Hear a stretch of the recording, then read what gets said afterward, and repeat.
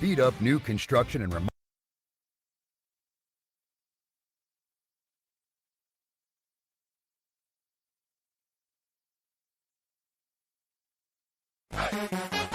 Welcome to Coach Hayes Football Live. He can talk about anything from high school to the pros. This guy knows the game, so you better not be half-stepping. I can guarantee you most of the audience is going to agree with me before they agree with you.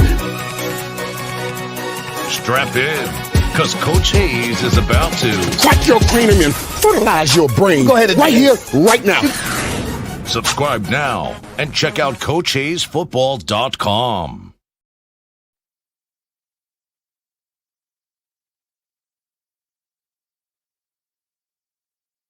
What's up, everybody, man? We in the building. What's going on? Welcome to another great episode of the Coach and Coach podcast with your boy, Coach Hayes. Boy, we got a lot to talk about and a little bit of time to do it, so come on and join on in. Sit back, relax, and join us on either Facebook, YouTube, Twitter, or even now Kick. We are in the building. Let us know everything looks good, sounds good. We'll get this thing rocking and rolling. We got a lot to talk about. Like I say, we are literally 11 days from kickoff. But this Saturday is week 0, and we're going to get this thing in. So y'all stay tuned. Watching construction video. Yeah, you caught me. You caught me, LMV. You the producer. You supposed to have the mic on mute, LMV. You supposed to have the mic on mute. Anyway, we in the meeting already, man. Let's get this thing going. There is one other participant in the conference. I already got my man Shock in the back. All participants are He muted. ready to rock and roll. Anyway, let me get this thing in, man. We got a lot to talk about, boy. College football is just in shambles, y'all. It is completely in shambles, and I don't know what the answer is. I actually do know what the answer is. We got to stop telling people yes, but I'm going to get into that. We got a couple of things to talk about today before we get started. I want to also give some love to my man OG Kane. I apologize. He sent $20 on Cash App, and I missed it. So y'all do me a favor. Y'all clap it up for OG Kane in the building. OG Kane sent $20 on Cash App. I appreciate it, man. I thank you for that as always, OG. You always been supporting this channel for a very long time. Hell, almost since we started, man. So I appreciate you, man. We've chopped it up many times, and thank you, brother. Also, the Fantasy Football League is in full effect. We filled up both leagues, the $100 and the $50 league. I'm already declaring a winner, and that will be Coach Hayes. The champ is here. The champ is here. I have rigged it. I have administrative powers, so I can win every game that I play, and I plan on doing that. If somebody can have 34 felonies and lead the country, I can rig my own fantasy football league and take home the winnings. That's all I'm going to say, and not go to jail about it. So that's all I'm going to leave that right there. I appreciate y'all. Go ahead and hit the like, share, subscribe button for your boy as well. Also, if you ain't cheating, you ain't trying. So here we go. Clap it up for me. Clap it up for me. If I'm not cheating, I'm not trying. So I might well cheat. All right, before we get started, let's do a quick little roll call, let some more people fall through. LMV said, the producer in the building says, I thought the NFL was the goal. I don't know anything anymore. Me either. Shock in the building. Bless up, chat. Coach was good. Come on, man. Why does man keep challenging me, man? Y'all stop playing with old coach, man. I'm always pencil ready. Chris Kane in the building. Yo, beloved. First at what? Because you about the 5th comment. OST, easy money is the goal now. Shake my head. Hey, that's always been the goal. I'm going to be honest with you. If it don't make dollars, then it don't make sense. All right, let me see. Coach, will the videos work, Hayes? What's good? I guess. I don't know what that means. Let me see. He got the release from the Browns. He didn't make the roster. Okay, so we're gonna talk about all that. We're gonna definitely get that going. We talking about the 49ers owners. Coach me, coach. Coach me, QB. I don't know what you're talking about. Help me out. Help me out. Received my annual hurricane car flag today. Come on.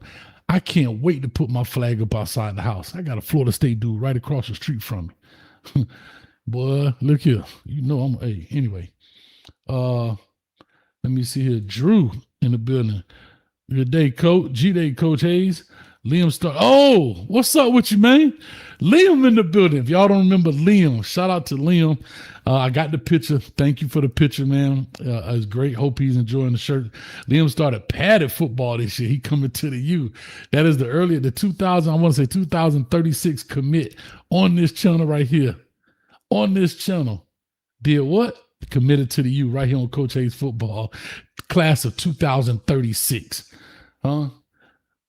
Coach Hayes might be getting his AARP card by then, my silver sneakers. Dexter in the building. Isn't that cheating? Oh, we're going to find out. Oh, we got a kick. Shout out Darian Mensa. Appreciate you, Carson Beck 11. Y'all didn't know we got Carson Beck in the building. All right, look at everybody saying, yay, Liam. I love it. Jen in the building. Who else we got? He's bringing the pain, dedicated. Yes, sir.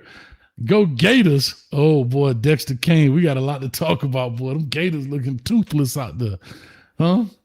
Them Gators looking like they need a blender to eat their food, boy. They ain't looking too hot.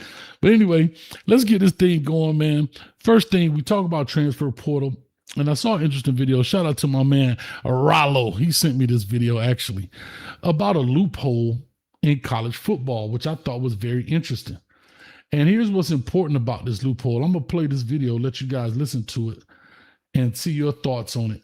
The newest college football. Oh, get this crap out of here. I ain't start yet. Relax. All right. Let me see if I could do this. Here we go. All right. I want to play this video because I want you guys to see this was very interesting. And this is where people find these loopholes. And I know Cali Mike talked about this at one time. Closing loopholes and language and stuff. And this is interesting. I'd never thought of it this way, but this is something the Hurricanes did have a while back with Santana Moss. But let me play this right quick for you guys. Y'all listen to this. Loophole was just exposed by UCLA quarterback Carson Gordon. He's a dual sport athlete at UCLA where he also runs track. And he recently found out he wasn't going to be the starting quarterback this year, and the portal for football is already closed. So now he's jumping in the transfer portal for track, and he plans on playing football at whatever school he chooses. Here's the wildest part. Once he enrolls into a school, there's no rules that say he can't now join the football team. So very easily, teams can start colluding with the agent, the parent, and being like, hey, if he comes to this school to run track, we'll give him a couple $1 million to be the starting quarterback also. It's been the Wild West for a couple years now. I don't know if you saw, Joshua, Kurt Cignetti and Kirby Smart both came out and said if college football doesn't change in the next 24 months, schools are actually going to start going out of business. So what I think needs to happen also goes on in the MLB draft, where the first 10 rounds, every pick, there's a slot value. For example, whoever becomes college football commissioner, aka Nick Saban, hey, the offensive guard, the slot value is $200,000. So no one can make more. You can make less, but you can't make more. And I think this would protect schools, it would protect coaches, and it also protects the players, because just like Carson Gordon, who's now going to the portal, he's definitely going to play football, which I know he runs track, but he's definitely trying to go play football and make money playing football. Stuff like this would stop happening, because it's you're only going there to make $200,000. It might not be worth it. The newest college football loophole was just... All right. That's a mouthful right there. Shout out, Drew. He said the finesse. Listen. That's a huge finesse right there. That was okay. Let me go back a little bit. I remember that happened. I want to say with Santana Moss. From my understanding, I believe I'm right on point with this. Santana Moss, because I remember at that time you can only get X amount of scholarships in college. I want to say it was 25. And at one time, Santana was a track runner. He got a track scholarship, but played football. That's how Miami found a loophole in getting more people on the team. He's a walk-on when it comes to football. He's receiving a track scholarship, right? Well, the NCAA came down with a rule that simply said football supersedes all other sports, meaning if a kid plays football, then he has to have a football scholarship, okay? That's how they close that loophole. All right. That's how they close that loophole. Now, I don't know if that still applies to this situation. The football transfer portal closed. And when we think transfer portal, we only think football, because a lot of us think football primarily. Like for me, it's Coach Hayes football. So I'm thinking everything is football related. But there's other sports, other transfer portal. Well, this kid runs track, jumps in the transfer portal for track. Not going to be the starting quarterback for UCLA. Jumps in the transfer portal for, I don't know, whatever school. I don't know, Oklahoma, whatever. And then joins the football team. Does he join as a walk-on? If that's the case, how does that rule apply to other schools? You understand what I'm saying? If that's the case, then I got to cut the fan on in this joint. God, dog. All right. So I don't know if that's how it applies or not. I'm not sure. So I'm gonna hit the switch. So that's interesting. I don't know how that works. I don't know the exact details of it, but that's a problem. The second thing the guy said in the video, which I don't know if I necessarily agree with. I don't know if I agree with, like they said, giving a certain amount of money for slots. As they say, once the toothpaste is out the tube, you can't put it back in. How do you tell people what their value is? This is what happens when you don't set rules at the beginning. This is what happens when you don't put rules at the very beginning, when you start changing them and then amend them. You go let everybody have a free fall and then try to make rules. Well, this is exactly what's happening in the next segment we're about to talk about. You can only play 5. Well, now, okay, now you play 5 for 5. Well, the kids that didn't know that decide to do what? Go to the NFL, play in preseason games, get cut. We're going to go there now. And then what happens? Now, because you go to the rule, they go to the court, get sued. The judge allows it. And then you come back in. I think where I'm confused is maybe because these are not private entities, they're state colleges. This is why the government gets involved.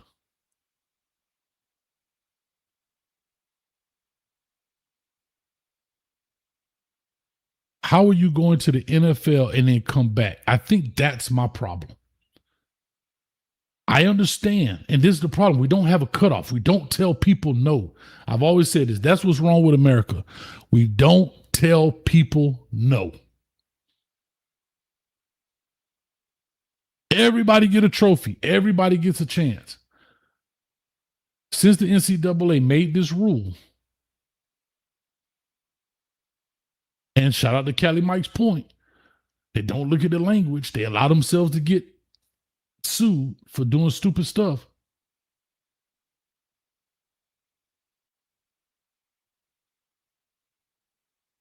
You get a judge in Louisiana, from my understanding, that sets this rule. Let me go over here and check this out. I want to do my going too far.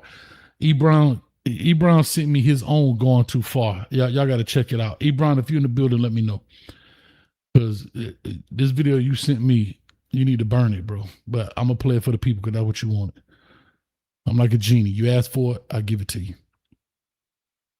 All right, let me first of all go through some of these players that are coming back. All right? And then what it is. So here's what the problem was. The Louisiana courts affect 16 football players who were seeking another season. The ruling went beyond the early Colorado decision because it was also prevents the NCAA from enforcing its transfer restriction against these particular players. So the NFL, you have to be waived or cut, go in the transfer portal, back to college football. Dae'Quan Wright, the tight end from Ole Miss, was at the Philadelphia Eagles and Cleveland Browns, right? Reportedly, he's going back to LSU with Lane Kiffin, his former coach. Jack Pyburn, the edge from LSU, was at the Tampa Bay Buccaneers, just played in a preseason game. That's him actually on the thumbnail, right? I don't know. It's not saying what school he may be attending. Xavier Harris, a defensive lineman, right, was at Ole Miss, played at the New Orleans Saints, and maybe going to LSU. TJ Harden, a running back from SMU, was with the Seattle Seahawks. Trent Hendrick, a linebacker. James Madison, all right, the 2005 Sun Belt Player of the Year. Potential destinations, UCLA, Virginia Tech, or Cal. Wydett Williams, a DB, Ole Miss defensive back, was currently connected to the Arizona Cardinals and among players eligible for the Louisiana. Anthony Hankerson, a running back that was at Oregon State, formerly at Colorado prior to that, was with the Seahawks. And Jaden Felding, a kicker, the Ohio State kicker, may be looking to come back. All right. Those are some players, and there's some others. I heard about Thomas Castellanos potentially coming back as well, going to Texas Tech. Here's the problem. We are literally a week away from week 0, 2 weeks away from week 1. And I have to be honest, this is why I tell y'all about the word family. Y'all believe. Hey, Drew, listen to me, Drew. You got the 2036, but trust me, brother, if anybody tell Liam we like family, pack your bags and run, brother. Pack your bags and run. And here's why I tell you that. Let's just take the Thomas Castellanos situation. Or let's take the Dae'Quan Wright situation. Played for Lane Kiffin. Whoever that tight end at Texas Tech thinking he's starting, he the man. You don't think they running the same offense at LSU that they ran at Ole Miss? Of course. Maybe a few wrinkles here and there. But the foundation of their offense is still the same. And you think this young man is going to leave the NFL, come back to college to sit the bench? So what about the tight end that's been practicing all spring, all summer, 2 weeks away from starting, and now he like this?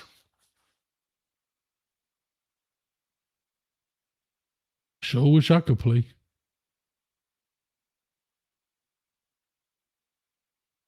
Thomas Castellanos, I forgot the quarterback name at Texas Tech. He comes in.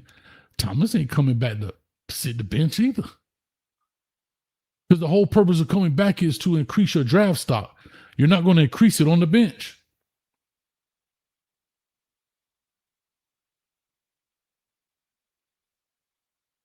So back to my point about these coaches. They full of it. This is why I try to tell y'all, listen to me. Listen to me closely. When they in their press conferences, they politicians. You know why? Because sometimes you just have to be, right? You know that keeping it real goes wrong? That's why coaches try not to put themselves in a corner. Coaches are liars. If they feel that Thomas Castellanos could help them win and go to the Natty, they're going to take it. You don't care about your feelings.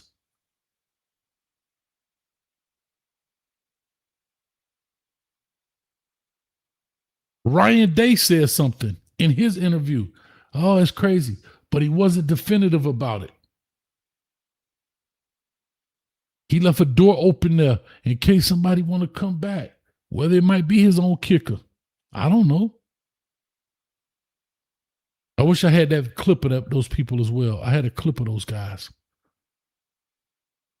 And see, shout out to A.O. Ken. It's about business. And I get that. But they're not selling business though, Ken. They're selling family, brotherhood, teamwork. That's what they're, see, that's the difference. They're selling one thing, but it's about something else. And that's what I've always had the problem with. If you just come straight up and tell me, look here, bro, we hear about winning championships. You know what, man? Do what you're supposed to do. This was going to happen. In the process, you'll learn something from me about being a man. But at the end of the day, it's business. It's all about dollars and winning. And sometimes you're going to get screwed over here. Yes, the better player is going to have more leeway than the third string guy. So the third string guy can't go out there and speed in his Hellcat. But the starting running back or wide receiver can do 130.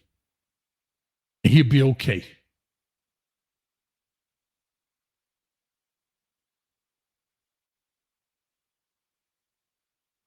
For y'all that got young kids that's trying to go through this, please don't ever lose sight of that. Coach Hayes telling you first quarter, right now, pregame, it is strictly business and it's always business. And it is about family. The coach's family. His job is to win ball games, right? And try to win a natty. I've never seen a coach keep his job because they lost ball games, but they made a bunch of men that are productive in society. I've never heard an AD come to the podium and say, you know what? Mike Norvell went 13-0 and went 2-10, but you know what? We're not going to fire him because he made a lot of productive young men. And here at Florida State University, AKA Fail State University, we believe in making productive young men in society more than we believe in winning football games. No, when they fire him, you know what they're going to say? Man, we want to thank Coach Mike Norvell for all he's done for this program. He's an outstanding coach. He's done a great job. But at this time, we're going to go into a different direction. So if he's so good, and he's such a, and thank him for all he did, why are you firing him? Because he didn't win games. And the reason they didn't fire him is because financially it didn't make sense. Right now, I believe in our coach. He's going to turn this thing around. He has the fire and desire to get this thing back on track to championship winning football. And he's molding young men to be great, productive citizens in society.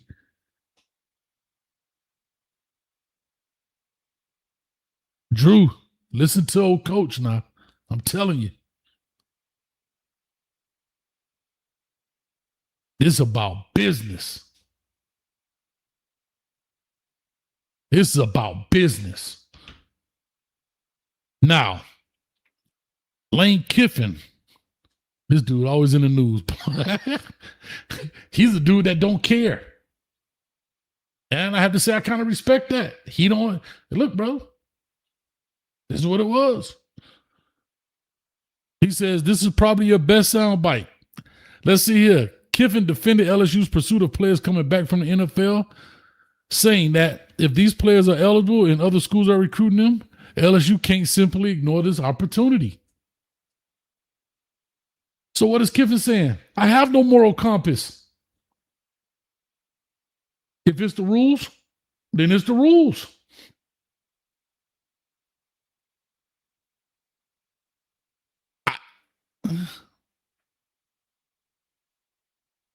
Why are we recruiting them? Because we may end up playing against them. That's a quote. He also said he doesn't believe LSU is unique because other programs are recruiting these players as well. And this is what you have to understand. Y'all may disagree with me. Please call in. Lane Kiffin didn't make the problem. He's exploiting it. And I've always been a firm believer. These are the rules. I'm not saying I agree with it, but if the rules apply to everybody, then if it's advantageous for me, I'm going to take advantage of it. Right? I know a lot of y'all don't agree.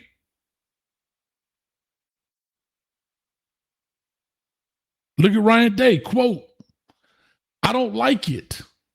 But Ohio State can't afford to ignore it.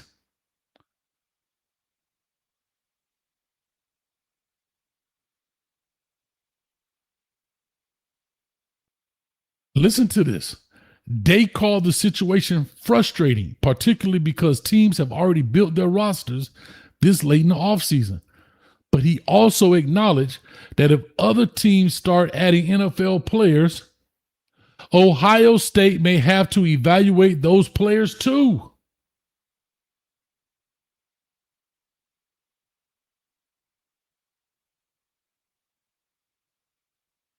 So is Ryan Day being a hypocrite? Or is he exploiting the rules? He didn't make it.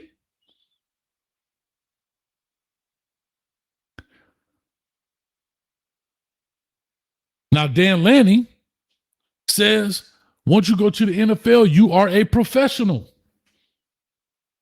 He said allowing those players to return is unfair to the sport and unfair to current college players who spent the offseason preparing for their roster spots. And Lanning identified the biggest problem. There are roster limits, and someone currently on the Oregon roster potentially loses a spot. Now, that sounds real noble of you, Coach Lanning, but you're in a program where you can afford to do that. What about UCLA, who might need that extra player to keep his job? You're not in fear of your job. This is a one-year deal now. See, it's funny how coaches have a take. Now, he may truly feel that way. But then you got Ohio State that's saying we loaded too. But hey, if other people are going to recruit him, I'm going to recruit him too.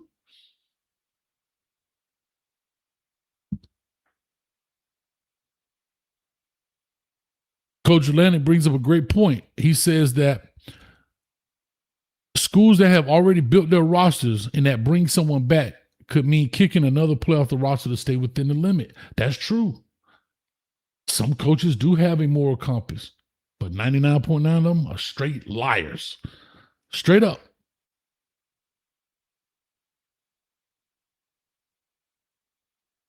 So I would love to hear your point of view when you call in 862-799-9956. I would love to hear your point of view about this. Also about the loophole that the quarterback/track athlete found in here. Shout out to everybody in the building. We're on Facebook, YouTube, Twitter, as well as Kick. Y'all check it out. Make sure you go ahead and hit the like, share, subscribe button, follow button, all the other good stuff.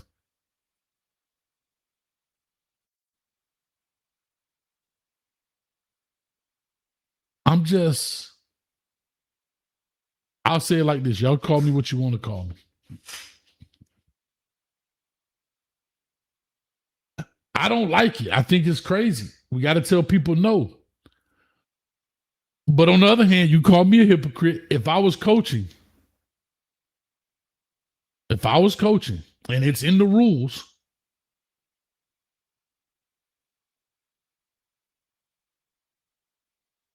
who am I?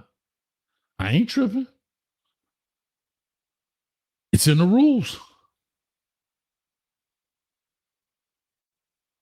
See, I'm a firm believer in not blaming the person, but blaming the system that created it. Right? We can blame the individuals, but if the individuals are taking advantage of the loophole, because one thing, favor ain't fair. We've all received favor in our life and somebody got screwed.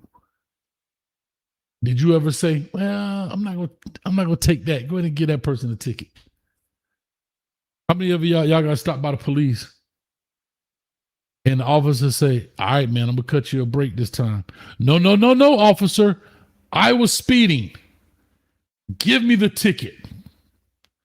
I was speeding. Give me the ticket, and I demand so right now.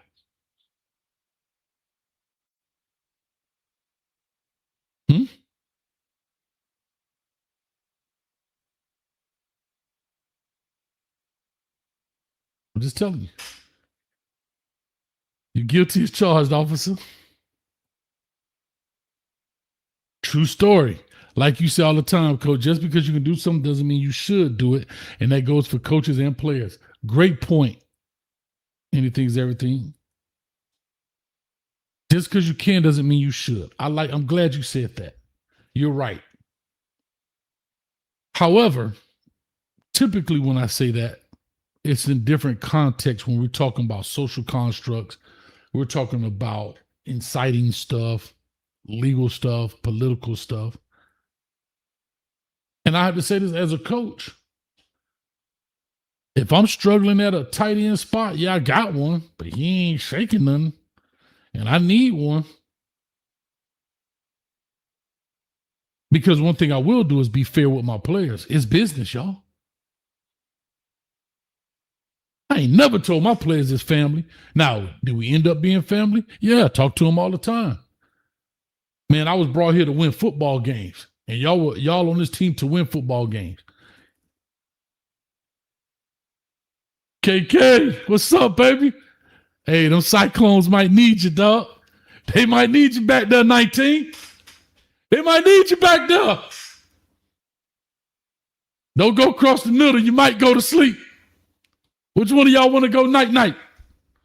Which one of y'all want to go night-night? KK in the building. What's up, baby?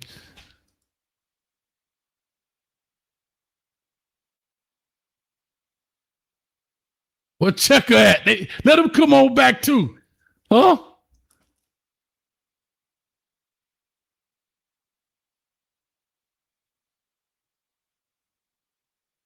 But anyway, how I look at this whole situation on a very serious note is one, the NCAA has lost all its power because the judges keep countering everything they do. And I have to be very honest. If I was NCAA, until you give me complete power, I have no more rules. Because no matter what I do, you go find a judge. You go find a judge that will allow you to do what you want to do. It's almost like being a parent in a home.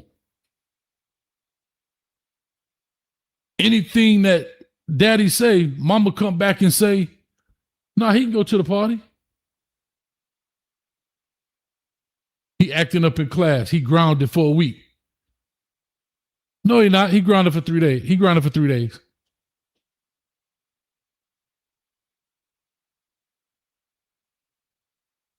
So eventually what ends up happening is the daddy makes no rules and let mama handle it. Or vice versa. I'll just use that as an example. So if I'm the NCAA in Indiana and you call the rules department, hello, NCAA rules department. Yeah, that sounds good. Nah, we ain't gonna do nothing about it. No. You want to do what? Put an age limit? No, I'm not doing that either. You want to do what now? Matter of fact, don't even call back here no more. We ain't doing nothing about nothing. All right, have a good day. I'm going to lunch. Yep, bye. Because everything that they do gets overturned by a judge. So why have rules if none of the rules can be upheld?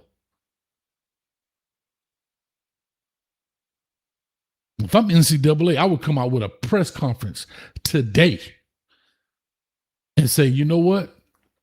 Y'all keep cutting our legs from under us. Everything we do as coaches and universities, y'all don't even stand by us because all you want to do is win ball games. No problem. Let's be a land without laws then. Y'all do what you choose. I'll sit back and watch.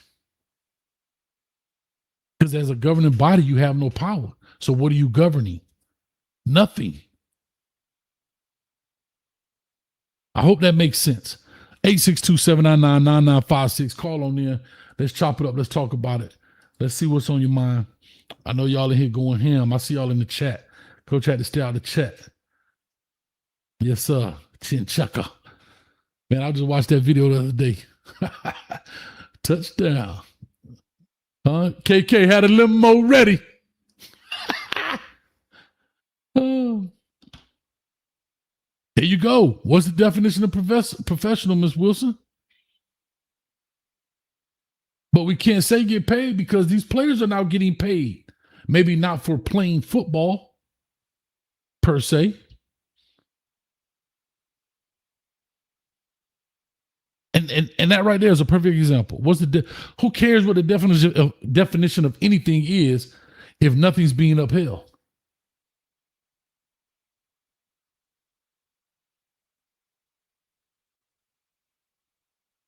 So here's the thing.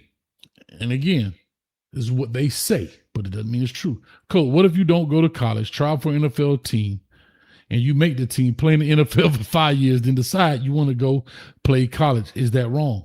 It doesn't matter to me. If a judge says it's right and he sues and the judge say, yeah, he can do that, then he can do that.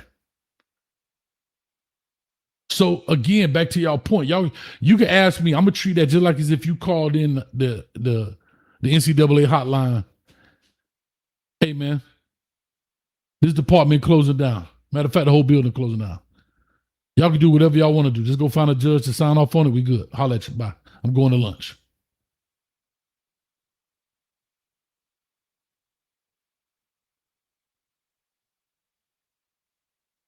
Gil, what's up, baby?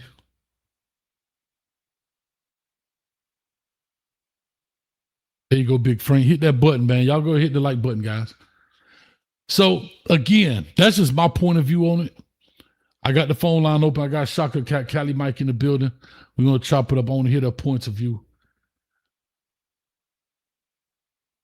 Chris Brown says, well, the NCAA get what they rightfully deserve. They should have paid the players when they had. Okay. Chris, here we go. You're right. I'm not mad at you. Everything starts somewhere, though, Chris, right? Everything starts somewhere. Let's say you did pay the players in the 80s, starting in the 80s. You know what the players in the 70s would have said? Man, y'all should have played me in the 70s. You know the players in the 60s going to say, man, y'all should have paid me.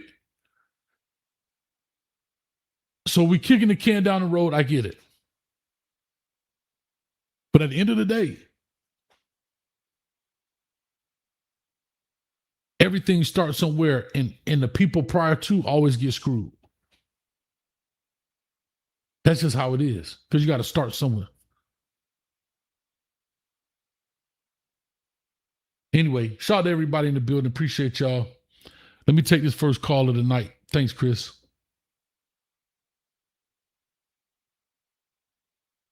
This is going to be a good one. I got a feeling Shaka don't agree with me on this one.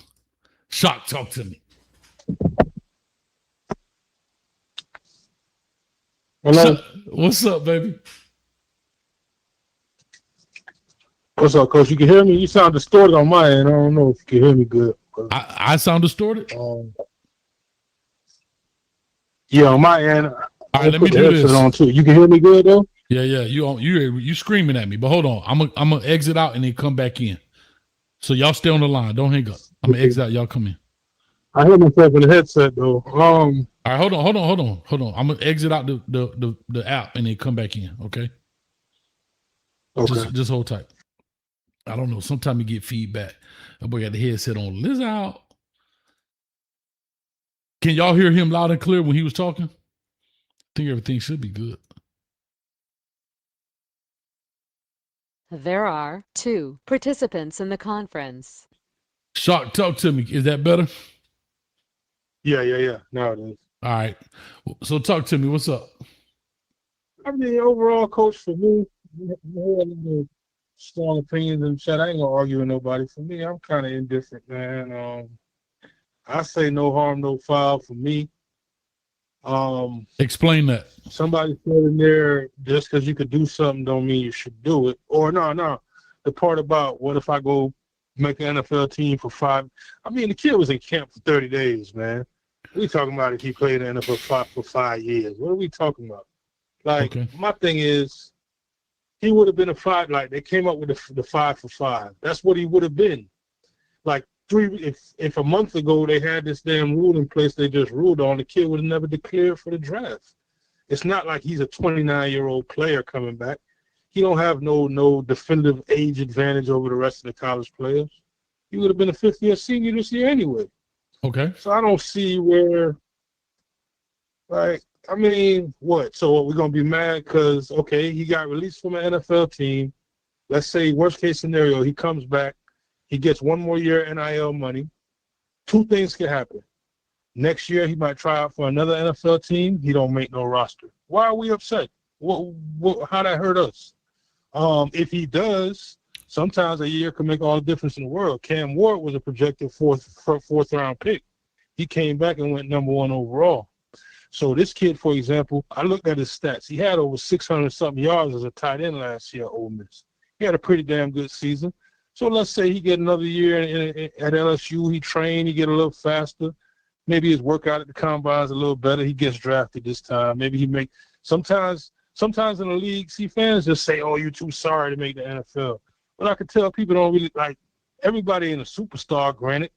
But you have players, for example, like you could get cut from one NFL team, and look at James Harrison. James Harrison got cut 8 times. So sometimes you go to the wrong roster where there's not a need for your position, for example. Okay, you know Shaka, but here's my deal, Shaka. You might try out for 2-3 other teams, and all of a sudden you make a roster because there was a need for what you do. So you can't just. Some of this is simplistic, man. Like a dude that, like, I don't know, bro. Like I ain't got nothing against. But Shaka, kid. Like, here's my question. He's the same age as the seniors anyway. I don't see what it's hurting. I know, but here's my question. It's not about his age. It's not even about the roster fit. Where do we draw? Is it the precedent? Yeah. So, because the question is, where do you draw the line with things? Because let me go back and say this. But let me ask you this: when they started paying players in the NIL, and let's say a kid got drafted a year early, and he was a 5th round pick, should he have been allowed to come back so he could make NIL money? I mean, think about that. Think about when the first year they started paying the players in NIL. The very first year they started paying players NIL money, and let's say, I'm just using Chris Brown. He was the last comment. So Chris Brown decides to go to the draft in year 4. Thought he had a pretty good season. Went year 4, ended up being a 7th round pick overall, making league minimum. Should he have been allowed to go back to college because he didn't make? That's what I'm saying, Coach. That's an apples and oranges. If this kid makes the roster, this situation ain't going on right now. He didn't make the roster. The rule is in place where he can go back. So he went back to get paid one more time in college. Had he made the roster, this wouldn't be going on right now. So you can't compare a situation where a dude makes a roster. Okay, like I'll take that. I'll concede that. If he would have made the team, he wouldn't be worried about it. You know what? I'll concede that. So the thing is, it wouldn't be going on right now. Yeah, but I think the problem I have, though, because I would tell you this, I'm twofold on this. I'm straight hypocritical on this now. Don't get me wrong.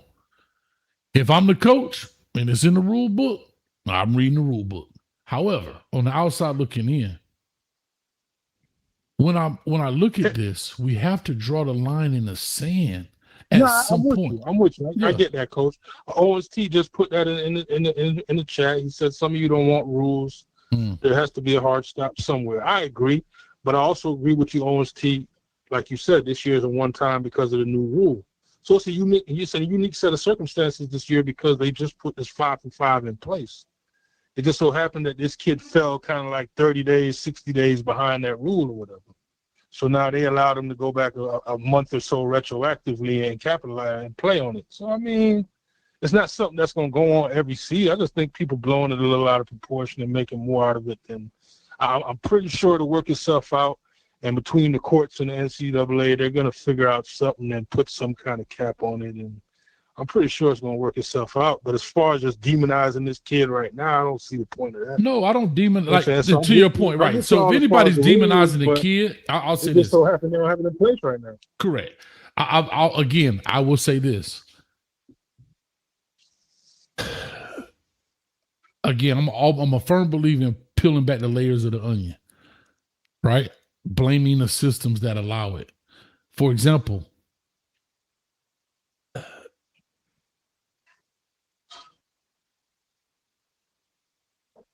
you can't knock the try, right? But as a judge, I don't understand why you would allow this to go. It's just me personally. At some point in life, but once the judge allows it, it's what it is, right? Right. Once you go through certain things, it is what it is, and that's unfortunate because it always opens up another can of worms, and then at some point, dog, you got to go get a job, bro. At some point, granted, but yeah. I mean, go to the CFL. Go to the CFL. Again, he was just a 4-for-4 player. That's what I'm saying. That's where I brought up the point that it's not like he's like you got kids. I mean, and I hate to bring up Monterey name in this because I'm not saying it. My opinion is Monterey is a pretty damn solid player. Before his knee started getting, people like I've seen people in here say, "Oh, Monterey, they crack jokes. He's 41. He couldn't go to the pro because he's sorry." The man ain't sorry. The man had 3 major knee injuries. Matter of fact, when he was at Rutgers, he was arguably one of the top 2 or 3 linebackers in the Big Ten Conference. He was a draftable. He was he was pretty well touted and on his way to the league. So the man ain't sorry. Okay. He just had misfortune of getting hurt. So now he's an 8th-year player. But people try to paint that like he's an 8th-year player because he's just sorry. No, the man ain't sorry. The man had some misfortune and got hurt a few times. But my point being with him, just to bring him up, is because I mean he's 2.5, 3 years older than this kid. So what are we upset with this kid for coming back for a 5-for-5? He's a full damn near 3 years younger than a player on our team. Listen, can I say that? Chase Smith. I agree. Can I say this though? But my problem. Well, I'm gonna tell you what my issue is. I also have a problem with that too. Some things in life, I know it sounds sorry. It sucks. But you got 5 years. You've had 3 injuries. I hate to say it. Where do we draw the line? And I'm a Kane fan, but if I wouldn't keep it real, I wouldn't be cool.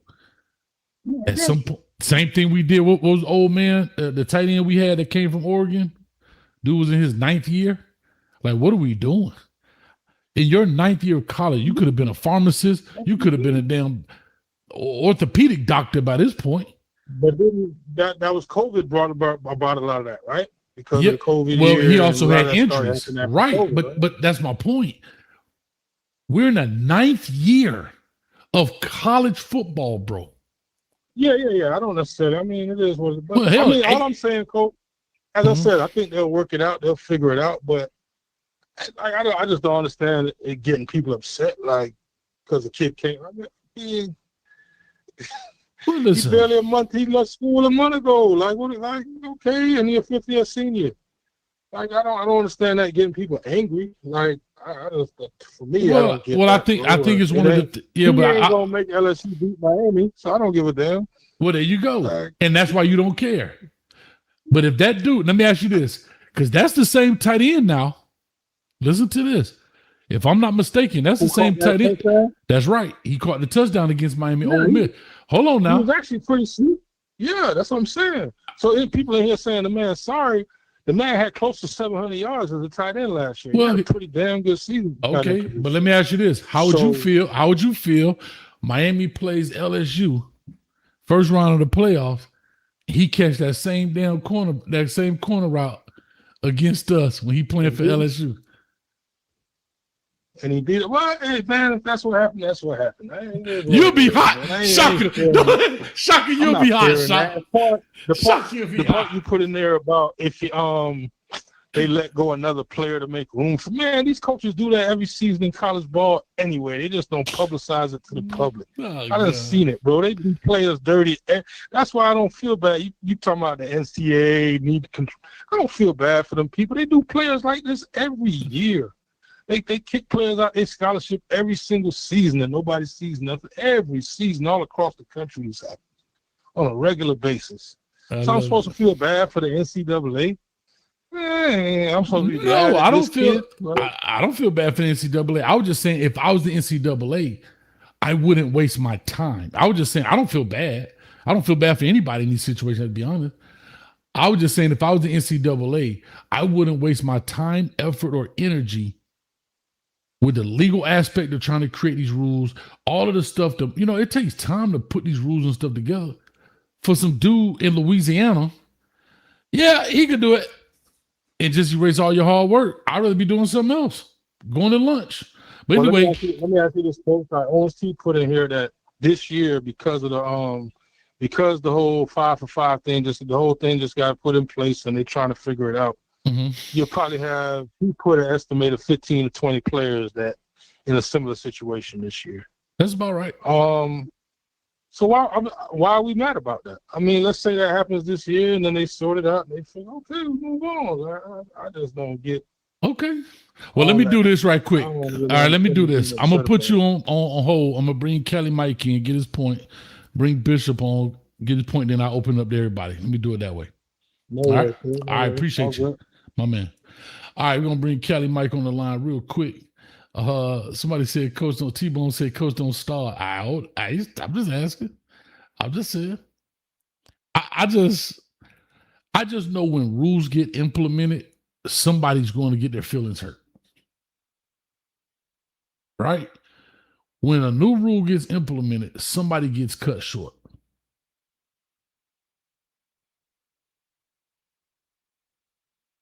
That's all. Anyway, let me get Kelly Mike on the line. Kelly, talk to me. What's going on, Coach? I'm All good, this shit, excuse my French, is strategic by the NCAA. NCAA is the problem. NCAA creates the problem, and they pay these people. I don't know who paid their salary, but they getting robbed. They need to put all them people in jail who run the NCAA, only because they got all they create. If you're gonna make a 5 for 5, right? Mm-hmm. Why didn't you know that these kids, and you want to put it back to the year 2022, right?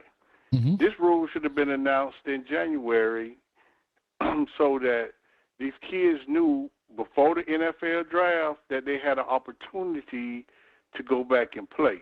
These kids were 4-year seniors who was forced to leave. Even Markel Bell of the University of Miami, he petitioned for another year.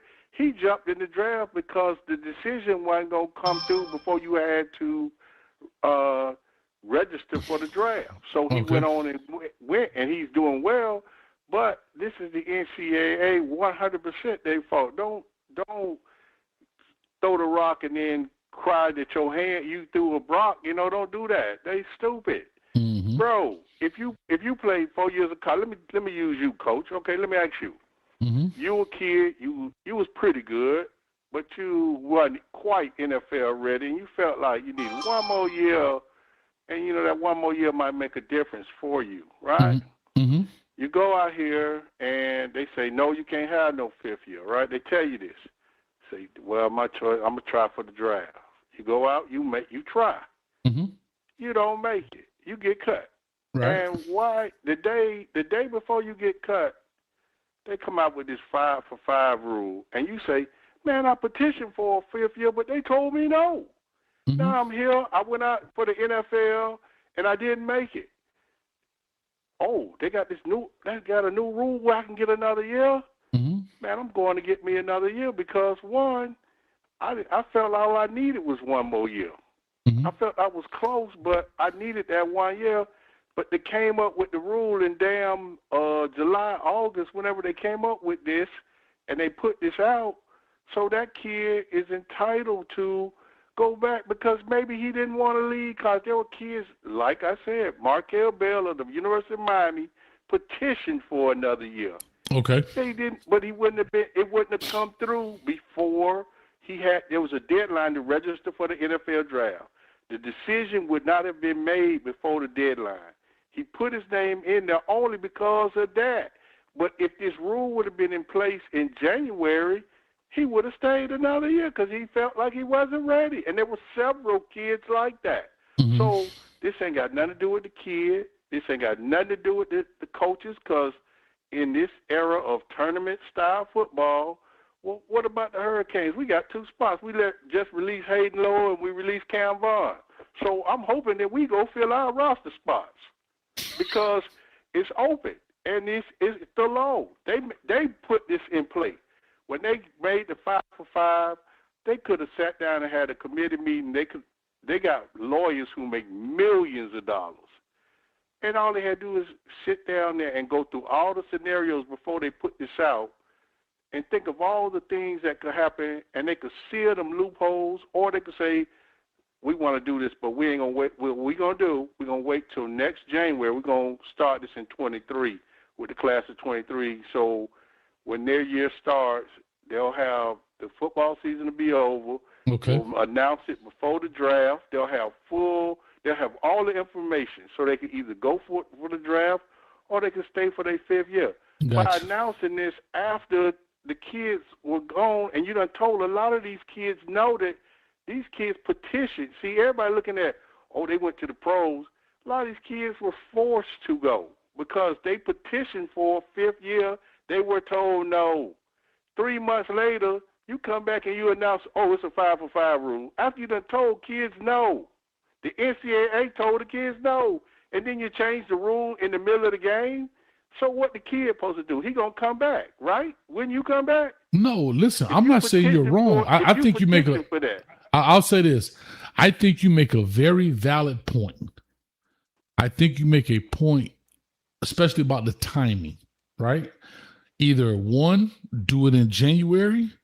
And again, I'm not making an excuse. I don't know the back end. Maybe the legality parts wasn't prepared. So then therefore push it forward to the following January, right? So kids have correct timing to make a real decision, right? So I agree with that. Yes, sir. Right? So I agree with that. But to y'all point, this might be the NCAA's middle finger to okay, y'all want to do it? I'm going to put y'all in the bind. Like to your, to kind of counter what you're saying or kind of say what you're saying, the NCAA may put it out with this timing on purpose to create chaos, to truly show you might really need us more than you think. You understand what I'm saying? Just to be that guy. I get that, but but my thing is, why ain't nobody investigating the NCAA who always come up with look at all the things they do, and they know because. Coach, these people got lawyers that make millions of dollars. You think these people don't know that they know that there are loopholes in them. When they make these decisions, they already know that there's loopholes in it. Are you going to pay somebody millions of dollars for you to get up there and make a decision, and every time you make it, somebody say, I found that loophole. Let me go. That's not listen, true. Can I tell you this? Anything you say. Hold up now, Mike. Say something, Coach, hold up now, Mike. Hold up. I know some real incompetent folks that make a lot of doggone money. I'm gonna leave that there. I mean, I do too. I get that. Coach, but I know what you mean. I just say that joking. Everybody want to cry about, these kids coming back. Bro, some of these kids asked to come back before they left. They asked that. See, but they don't make that. They don't make the emphasis on that. Some of these same kids, Tommy Castellanos wanted to stay at Florida State. He was told no. He left. He had to go over to another school, and this thing happened to a lot of these kids. But like I said, when coaches have to release players, like you get in trouble. Okay, coach, you lose 2 players. You lose a guy who was going to play a pivotal role on your team as a DN. He was either going to start or he was going to play darn near starters minutes. Okay. He gets put off your team. Here come this kid from Tampa Bay. He tried out for Tampa Bay. He had 2 sacks in the game, but Tampa for some reason cut him. Okay. You got 2 open spots. You down one of your top 4 DNs, your second string DN down. Mm-hmm. You trying to go 16-0 and play tournament style football. He's available. What you doing? No, listen, you're right. But we're not okay. You're right. I get that part. But these guys ain't coming back to play backup. I don't want to because if they need another year, they ain't gonna sit the bench. They coming back to play. Let me ask you quick. I don't know, but let me ask you quick. Some too. They ain't gonna start necessarily. He may not, but he gonna play a lot. I agree. Okay, let me say this. Okay, but let me say this. First of all, quarterbacks don't rotate like that. Let me ask you a question. No, not quarterback. Okay, let me ask you a question before I get to Bishop. You brought up Thomas Castellanos, right? I'm just use this scenario. Yep. The word on the street is that he can go to Texas Tech and be the quarterback. Ever since Brendan Sorsby situation, I got some info on that. Right? But okay, I got you. Ever since the Brendan Sorsby information, right? Will Hammond Yep. was named the starting quarterback in July, right? Ain't been cleared off of ACL test. Still I ain't understand. cleared. I understand, but was named, listen to this, named the starting quarterback in July of 24. My question to you is, Cali Mike Hammond, you the daddy. Cali Mike Hammond, you the daddy. You've been over there with coach. He was named the starter. He blah, blah, blah. I'm the head coach now. I forgot his name, McGuire. Joey McGuire. I'm McGuire. Hey, Daddy Hammond, check this out. We had an opportunity. This is how they talk too. I'm just mimicking. Just want to let you know, Dad Hammond, that an opportunity was presented to us where we could actually enhance our football team. And so we sat down as a staff and administration, and we really thought about this, and it took us a long time because it really was heavy on our hearts. I slept on it. I talked to my wife about it. I prayed about it. I went and saw my pastor. And we know that your son has had some injuries, but we named him the starter, and he's still the starter now, still the starter. But the opportunity that was presented that, we have a chance for a guy that could come in with some experience and really help us out. Your son is still the starter.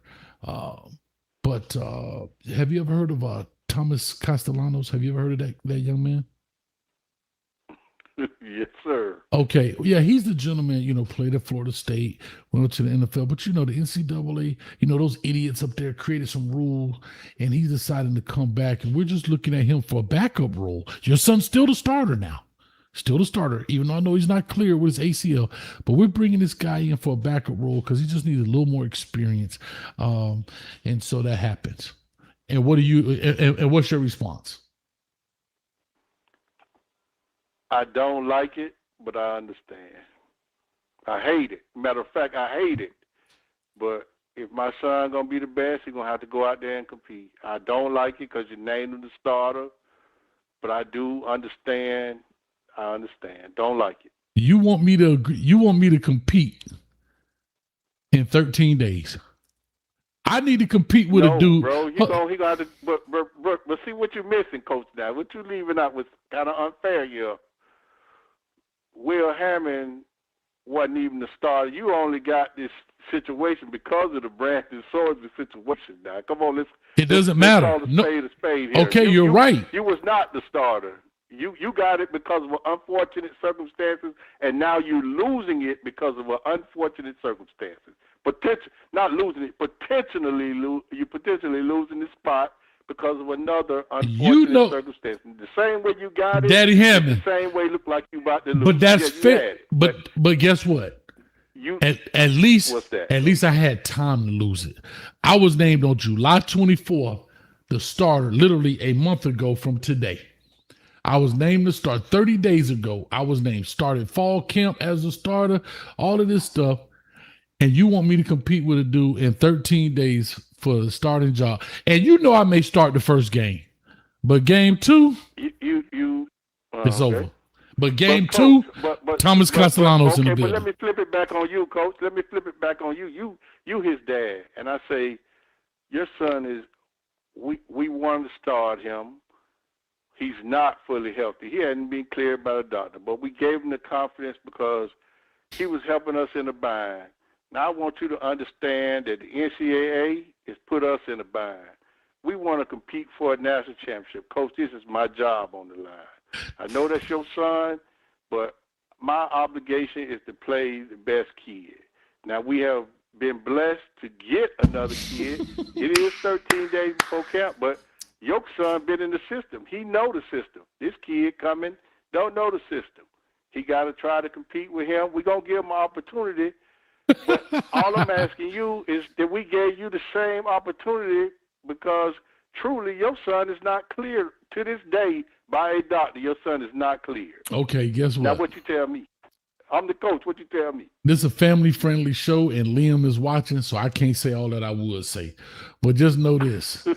The whole conversation gonna be like bleep, bleep, bleep, bleep, bleep, bleep, bleep, bleep, bleep, bleep. I understand that. That's all you need to And know. I'm gonna take that and I'm gonna tell you, call the NCAA who did this to your son, because I, as a coach, I just have to abide by the rules that's gonna best support my team. No and problem. Your son is a member of my team. Your son is a member of my team. I get it. So I understand Listen, all that's great. Here, but all that's great, all Kelly I'm Mike. doing is playing. All I'm doing is playing within the rules. And you know what I'm gonna tell you, hey coach, you could take that clipboard and that video and shove it in your bleep, bleep, bleep, bleep, bleep, bleep, bleep, bleep, bleep, bleep, bleep, bleep. Let me tell you something, because all the conversation we had prior to that, when you was calling me week by week, oh man, he's making so much progress. Oh, and then here comes he still is. Nah, we good. Love him. Anyway, man, let me get Bishop on the line. Coach, we love your son, and we want him to be part of our program. No, you don't. But we want him to also. We also want him to understand that in life there are going to be ups and downs, and the only thing fair in life is that nothing's fair. That's the only thing fair, and we're going to teach him this lesson. You're right. But you know what, Coach? When he 100%, and he wins that job, we're going to 100% give him that job. You're right, and guess what? I'm finna charge you heavily for it. Y'all got that oil money.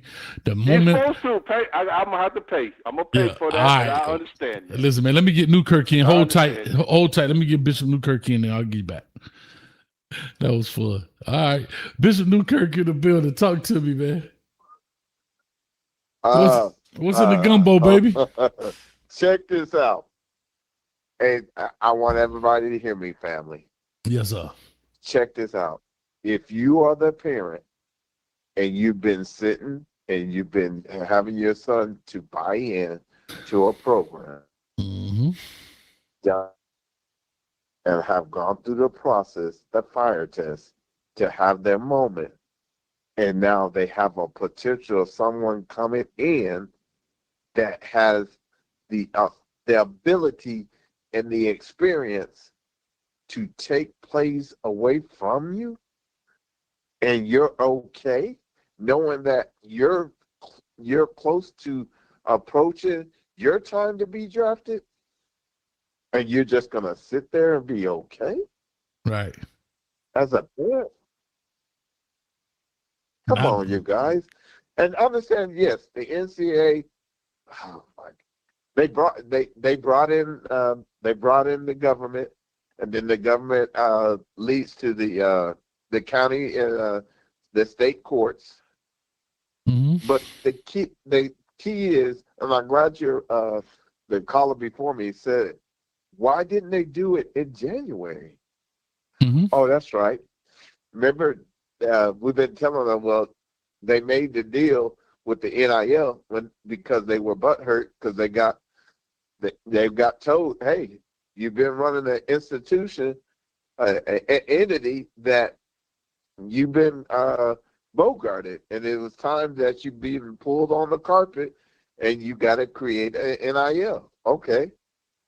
You're telling me they had an opportunity to lead, but instead just threw something out there, knowing good and well, when you look at the framework of that NIL deal, there was no guidelines at all. In fact, every turn of the deal, someone found a loophole. That tells me they just threw it out there, hoping that it would implode upon itself. Period, point blank. And now all of a sudden, one of the judges have made this 5 for 5. Just think about if you're that kid and he's been doing all he needs to, and he's like a Keelan Russell or somebody that just Faison that just won their job, but this person has enough experience, and they are legit, and they have the opportunity to come back, and your coaching staff is thinking about it, and you want me to be okay? With 2 weeks to go. We ain't talking about a summer. We ain't talking about a spring. That's what I'm saying. We're talking about literally in 11 days, 10 days. Come on, dog. Exactly. Come on. Look, hold on. Now, check this out. They, this is my opinion. They knew that when they dropped that bombshell, how it would wreck everything, and that people would start appreciating all that they do. That was the point of it. Because if you thought about it, it should have came out in January, or at least in December, before a lot of these kids, young men, not kids, these young men made the decision and knew that some of them needed to come back to hone their skills, but was told no. So here's And my now, question. all of a sudden, Go ahead. I'm sorry. Go ahead. Go ahead. No, go ahead. Finish your point. No. What I was going to say is that now all of a sudden, in this day and time, they have the audacity to go ahead and approve it, and yet people already have gotten past the summer, was almost into fall ball when it's dropped. Yeah. All of a sudden, you're asking your team that has been developing a nucleus and they've been pulling on the same rope to now add somebody that's going to be able to jump the line, and I'm supposed to be a parent that's okay with it? When I know what type of work and what type of work ethic and how much film study they got to do to be ready for their moment, and they was in the rotations and being named a starter, and you're asking for somebody to come back in, See, I think that's the very point. Special coach to get it done. Yeah, but I think that's a very, very valid point, right? It's always one of these points. I'll say this, Bishop. Yeah. We sometimes in arguments, debates, or topics, we look at it one way, but do we look at it on the flip side? And here's what I mean. Yes, those kids got lied to, right? I don't want to say lied to. Mishandled might be the best way. The NCAA, to Cali Mike's point, could have put it out in January, so they could have made a decision, with their coach, family, whatever, to stay or leave, and they didn't. They got screwed. But nobody thinks about the flip side about, let's say, a Dae'Quan Green. He's the tight end at LSU right now, 6'7", 237 pounds, right? Yeah. A beast. Last year, he had 33 catches, 433 yards, 7 touchdowns. Right? Yeah. But Lane Kiffin don't know him like that. He decided to stay. Now, Lane Kiffin takes in Dae'Quan Wright with 10 days left, right? 10 days. And now nobody's saying, oh, yeah, well, Dae'Quan Wright got done right because the NCAA screwed him. But nobody's saying that. What about Dae'Quan Green, who is now going into his third year, could have been his pinnacle year of the top of his game, and he gets put on the bench for Dae'Quan Wright. See, most times when things happen, nobody thinks about the other person's opportunity. Let me put it that way, right? Correct. For example, when you force something onto one person, the person that you're trying to force their beliefs on, they have a right. But nobody thinks about the other person, right? That I don't want to see what you're doing. Why? Because you want the world to see it one way, why am I forced to see it that way? If y'all know where I'm going. Yeah. I don't mind what you do, but why are you forcing me to see what you do, if that makes sense? E. Brown, perfect example. He got 2 more years to play. So what? So what if he's got 2 more years to play? See, that's the problem. We want somebody else to have that. Yes. See, that's the cop out. Make it easier. Okay, well, he got 2 years. It doesn't matter. The key is, okay, let me put it to this. Since y'all my family, are they bringing him back to be a backup? Of course. Who? Why? Let me ask you this. If your whole purpose is to get another year to help try to increase your draft stock, especially at tight end, unless y'all Stanford back in the day, you running 3 tight end sets with David Shaw. What the hell I'm backing up? And tight end is not rotate. Tight end is not a rotational position. Maybe a D line. You know what I mean? Like the Xavier, whatever his name is, that's kind of rotational. Right. But O-line, quarterback, tight end, those not rotational positions. Hell, I saw 87 so much in Miami, damn eyes almost crossed. But anyway, let me just say this. I get what Ebron is saying. Coach, he got 2 more years to play. I do. The problem I have with that, 2 more years to play, is that's not my problem, though. Let me have my time. Don't take my time away from me. Because guess what? I was starting. Hold on. And I just was named starter?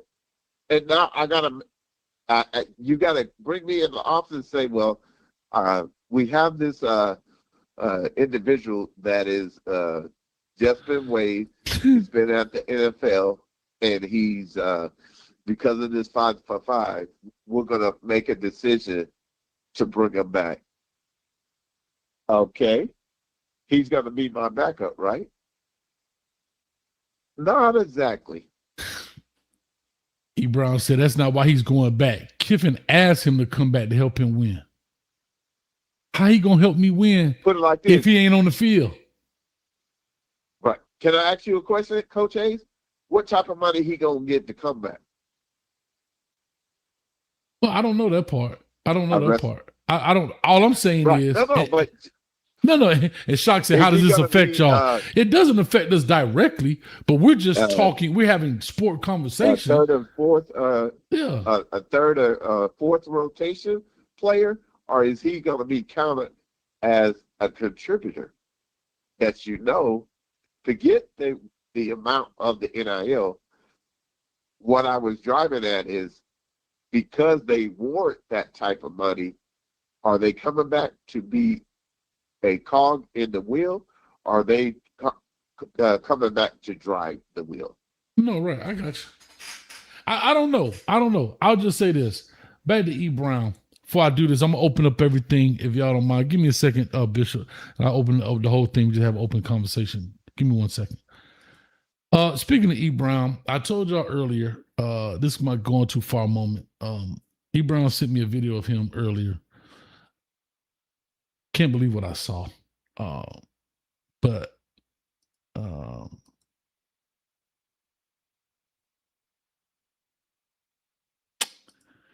was a little disturbing, but this is my going too far moment with E. Brown. He's gone too far, y'all. Y'all check out E. Brown, man. If you ever see him on the street, forgive him, for he knows what he doesn't do. And this is actually E. Brown, y'all. Seriously. As the night moves in, love takes on new meaning. Shout out to E. Brown in the building, y'all. Getting ready for that night at the VFW. If you were here, That Brute 33, baby. you would know what I mean to say. But circumstance. Y'all see that tattoo on his chest? That's an E right there on his chest for E. Brown. I'm just saying, shout out to E. Brown in the building. I can't play it twice. I already got copyright, so I might have to fix that later on. But anyway, that was brought to you by Brute 33 by Fabergé. E. Brown, do me a favor. Don't you ever in your life send me no more videos of you doing that foolishness. You understand me? No, I ain't showing no workout. See, I told you he got a workout video he sent me, right? You know what he was curling? Brute 33 like this. He like this. Brute 33 by Fabergé. Pour it over and then spike all on the sun. I'm like, bro, what are we doing? Anyway, shout out to E. Brown in the building, man. Don't ever send me no more stuff like that. That's actually E. Brown. Y'all don't believe me. That's actually E. Brown, y'all. Anyway, let me open this back up, man. Let's get this thing started. 862-799-9956. Y'all call in. What's your point? We're going to take a few more a little bit. We'll do about an hour 45 on this joint, man. So about another 20 minutes, 25 minutes or so, and we get it rocking. Coach, Talk to me. Let me ask you this. And shout out to Chris Brown. He's saying that he don't think people mad with the kid. They're upset with the process. Right. Which I get that. But what I'm hearing, but the thing is, I don't hear no animosity towards the NCAA. Everything I see in here is telling the kid to leave and don't come back, and everything's toward the kid. But see, then everybody turns around. It's not. They're not mad with the kid. It sure sounds like it. Mm-hmm. That's sure the tone of the comments in here. The tone of the comments have not been directed at the NCAA. I agree with Cali Mike. Like, at the end of the day, man, like, at the end of the day, if it work itself out, it work itself out.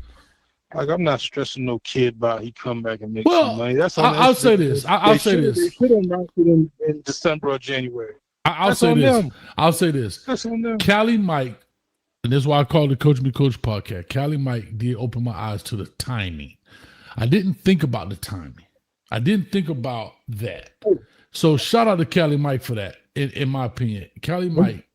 Let me ask you too, Coach. Hold on, real quick. So let me ask you this.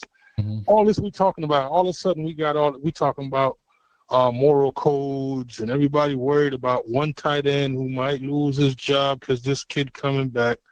Again, to my earlier point, coaches let go of players every year. The transfer portal alone by itself has cost hundreds of high school kids across this country football scholarships to these schools. Why are we not lamenting this on the chat? Why we ain't talking about all the hundreds of high school kids who ain't getting football scholarships because of the transfer portal? Because the transfer portal benefits our teams, right? So when it suits us, it's all good. Mm-hmm. But then when it's something we don't like, all of a sudden now it's moral codes. No. All right, man, let's be real, man. Shaka, let me say this to you. I'm going to say this. That's true, but it's not always true. Bryce Fitzgerald, it was somebody had a spot at University of Miami. Bryce Fitzgerald graduated in June. He came and took that spot. So It happens both ways.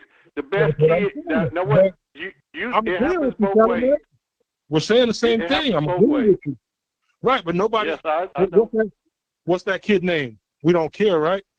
We ain't never had no channel page show about that kid who Bryce took his spot because it benefits us as young players. As a freshman, we don't even know who he is. We just care less. Okay, hold on 1 second. Yeah, but let me just say this. No, of course, player, right? So of course. But here's what I will say: the only caveat that's a little different, though, Shaka, is this particular timing. We're 10 days from the season. I get that. So right. But I'm saying, no. So to your point, that's just the way it shook out this year. The way they sprung the rule up on everybody. I don't know what to say about that part. But I just think that's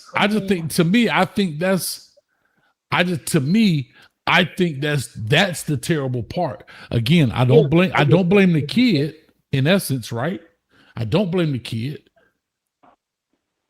But I also say to the coach, damn, dude, really, this is for the coach. And that's why I started my thing about they liars when they talk about family. And when I come to the coach, where's your moral compass?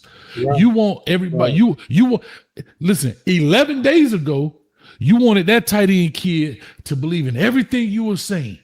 We got to be a team, right? I'm just saying 11 days ago, the coach was telling the kid at LSU, and I don't know if he's going to lose his job. I'm just using that as an example. But I'm telling hey, man, you got to buy in. Man, we counting on you as a tight end. You got to be that 6th block on the line. You got to catch the ball. And then now 10 days left.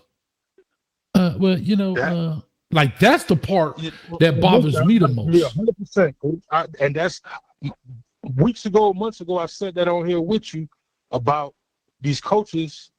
You know, they're always talking about character and doing things the right way and all this There you coach go. talk and all this moral code stuff and this is expectation for 18 to 20-year-old kids to abide by this. But these coaches and these administrations, they constantly contradict this stuff.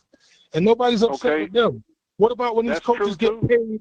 What about when these dudes, and shout out to Coach Ogeron, but what about when you fail at a school and you get fired and you get paid out $19 million sitting at home? Why we ain't mad with them on here talking about that? But we worried about a kid coming back to make a few NIL dollars? Man, I ain't got time to be mad No, upset that young man. Shaka, Like, do what you do, young man. forget Do your about thing, that. man. But now, Shaka, let me ask you different. He got fired. Now, imagine if Ed Ogeron left with 10 days to go to the NFL. Manny Diaz did it. Didn't he do that at Temple? We seen No, no. Did Manny Diaz do that You at ain't Temple? never seen. No, Manny Diaz was there for a week. He wasn't even there long enough to make an impact. Exactly. And he promised them people he was coming to rebuild their program, and he ghosted them. Yeah, but when he got a better. So but the timing. Oh, Listen, guys, listen. I get you, but again, we're talking 10 days. I get it. You're right. You're right. I get that part, Coach. No, I know you do. get that I part. know you do. But this is what the big argument is about. I think the big argument is we're talking about a 10-day window, or 11-day window when you're about to get ready to start versus time where you could actually do something about it. I think that's the biggest. Right. juggle. All I'm saying, I agree with you. All I'm saying to that is that's either on the. I don't know whether you put that on the courts or the NCAA, one of the two, but it's not on the kids. Okay, Coach, let fair. me ask you this, Coach. Let me say this. Mhm. Okay, let's say you, Dan Lanning, and you take this stance that I'm not going to sign any of these players because they went to the pros and this is that, and I'm going to hold pat and play with the kids I got. It's only 10 days left. You get in the playoffs. Let's say you get in the middle of the season. 2 of your key starters go down. And this was let's say it was 2 kids that you could have signed that could have filled them spots. And you don't make the playoffs. And them people come hunting for your head. Do you feel better because you didn't go get them kids, now you fired, or you feel like, man, maybe I should have got them kids because injuries happen in football. Anybody can get hurt. Well, it's all depending on what hill you want to die on. I have to be very honest with you, right? You can say that about a lot of things.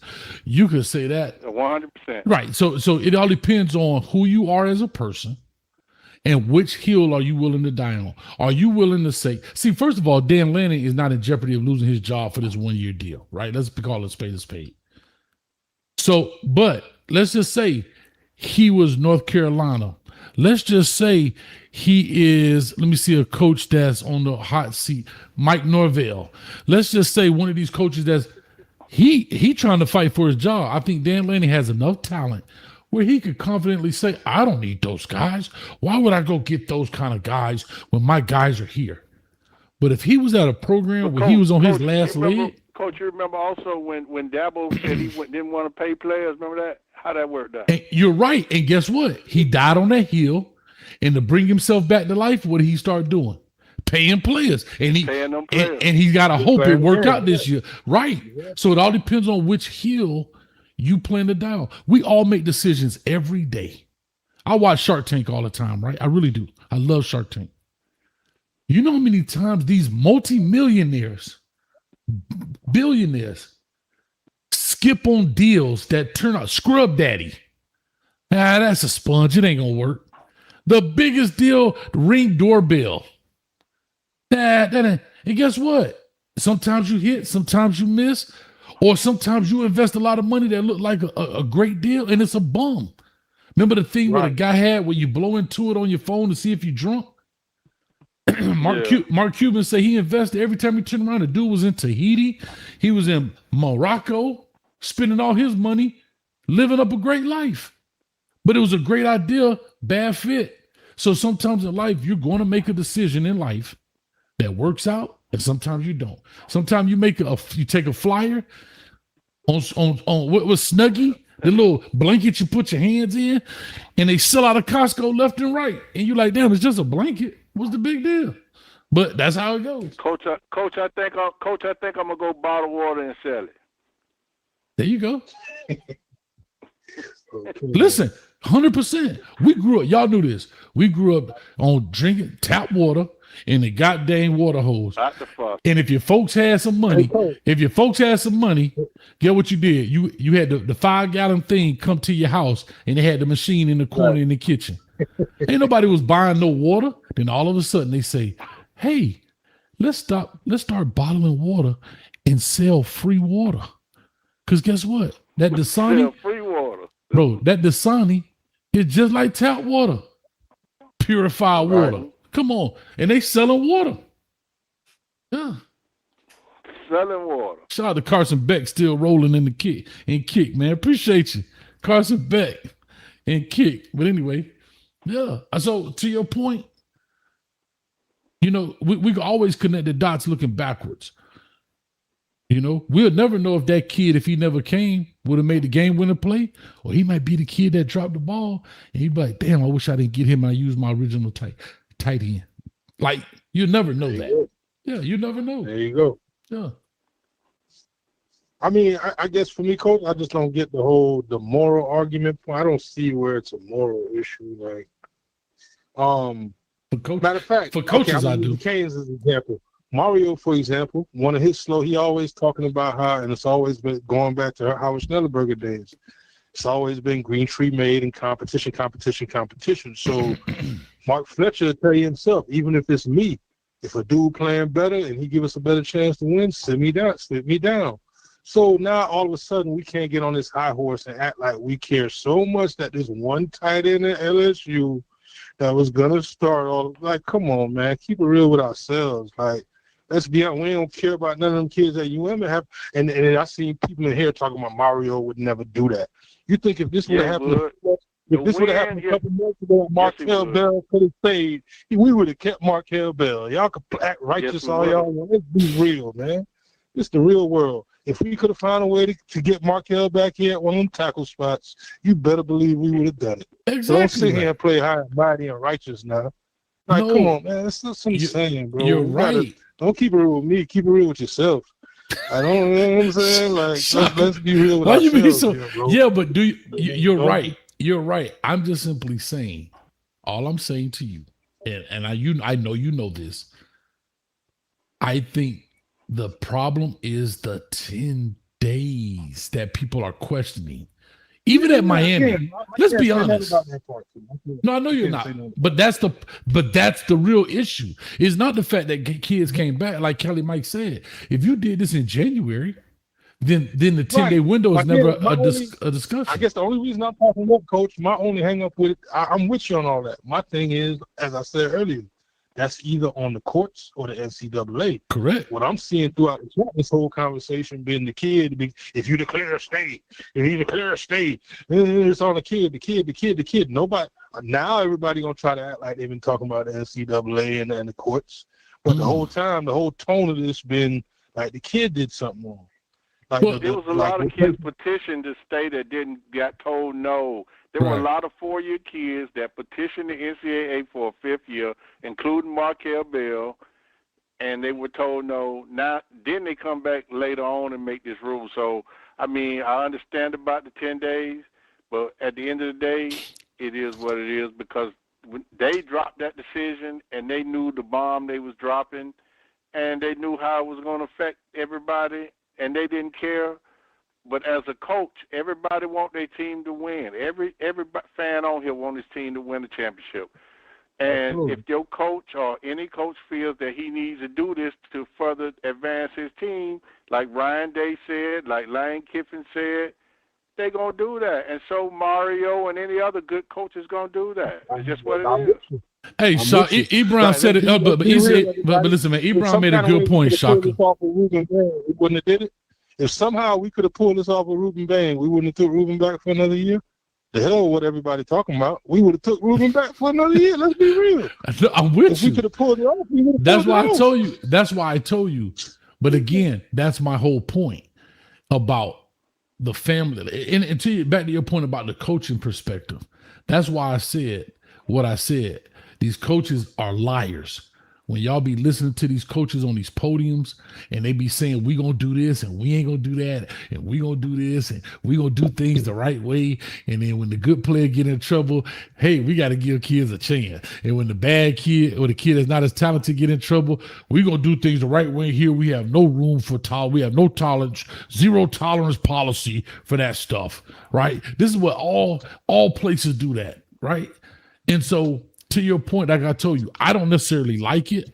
To Callie's point, I think it is jacked up when they dropped it. I never really thought about the time in which they dropped it, but I think that's a very valid point. And then the second thing is, damn, that's jacked up for the show. It's a lot of things that's jacked up in this. But real quick, E. Brown said this too, and I think it's a good point.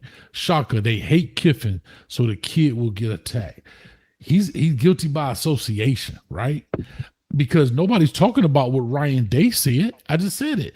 Ryan Day, I don't like it, but Ohio State can't afford to ignore it. All that talent Ohio State got, how the hell are they going to say they can't afford to ignore it? That's something Purdue would say. Competing for championships, coach. Right. Competing for championships. Yeah. Can't afford to ignore it. You can't afford to ignore it. Dan Lanning is saying that because he might stand on a different kind of moral ground. And he's like, hey, we got a pretty good team. I'm feeling real solid. I don't think any of those names are better than what I have right now. And the only reason I really think he said that, because I think he might be talking about his own kicker coming back. Because I think their kicker is a little shaky, baby. I think, remember, his kicker is one of the players, right? So he left it open like, I don't like it, but we can't afford it. And it's an easy sell. Well, we brought back Johnny because he knows the system. And then, it's all full of crap, man. Everybody here full of crap. All things are subject to change. Come on, TBA, to be announced. To be announced. To be announced. Here's what I'm going to say. Let me ask you this, though. Callie, Mike, and Shot. I'm sorry, I was reading. Here we go, Callie, Mike, Shot. Let me ask you a quick question. Does the NCAA have power? Just yes or no. Does the NCAA have any power? Callie, Mike, yes or no? Whew. Just yes or no. And then I'm going to ask a follow-up. I'll say yes. Shaka, do you believe the NCAA has power in college football? Yes. But they use it wrong. Misguided power, yes. All right, hold on. It's diminished a little bit in recent years, but yes, they still have some power. Okay, they have power. It's not what it was, but yes. Okay. So now my next question is, both of y'all say yes, they have power. What do they have power of? Give me like 3 categories of what do they truly have. I'm talking about significant stuff, not about no kids eating sandwich. I'm going to give you a real good example. Okay. These same kids that's coming back, right? Mm-hmm. These kids were kids. Some of these kids were kids who, after their 4th year, they went to the NCAA and they petitioned. They asked for a 5th year, including Tommy Castellanos. He asked for an extra year. The NCAA had the power, stood up and told them kids no. Mm-hmm. So they do have some, and then they came back and they changed their mind. But the initial power was theirs. They told these kids, who made the rule for 5 for 5? Who made that rule? Wasn't that made by the NCAA? Mm-hmm. Yep. So obviously they have some power because there was no 5 for 5 rule until they made it. Okay. Just because a judge can overturn the NCAA doesn't mean they're powerless. That's not the same thing. Okay. Well, the reason I brought that up. They wanted it to be overturned, Shaka. They wanted that. That's why they didn't seal the loopholes. Me and Coach had this discussion about 2-3 weeks ago. The NCAA creates these rules. No, they leave a back door. They always leave a back door. They always do. And this has been going on for years because they've been getting sued for years. Okay, so let me ask you a question. Hold on, but let me ask you a question then. What benefits the NCAA for leaving these back doors then, Callie? Mike? For one, they do this because I believe it's money involved, because there are people who say one thing and do something else. Now, They may have another whole different ulterior motive for what they do, but we all know that we've seen people get up and say things, and if something else comes along that benefits them, it could be financially motivated. It could be several reasons. They get and they're entitled to change their mind, because if you remember, Coach, there were these Castellanos. If you look up his case, he wanted to stay at Florida State, and there were other kids that wanted to stay. Why did the NCAA feel the power to tell these kids no in January and February?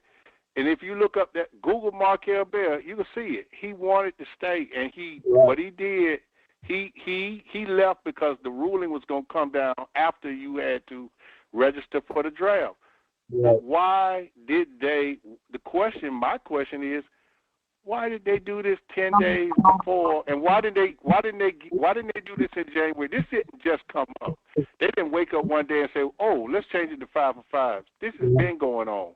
No, I get that. If they were going to make a 5 for 5, why didn't they either give them the decision back in January, or why didn't they wait to this following January and we wouldn't have this mess? This is self-created. Okay, so let me ask you a question.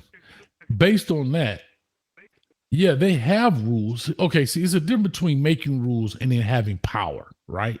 And what do I mean? You made that, those kids petition to play, all right? The only reason I felt that they didn't play is because they didn't go to a judge. Markel Bell, Thomas Castellanos didn't go to a judge and say, I should play. Because, again, I don't know how many times they get sued, but every week they get sued and they get overturned.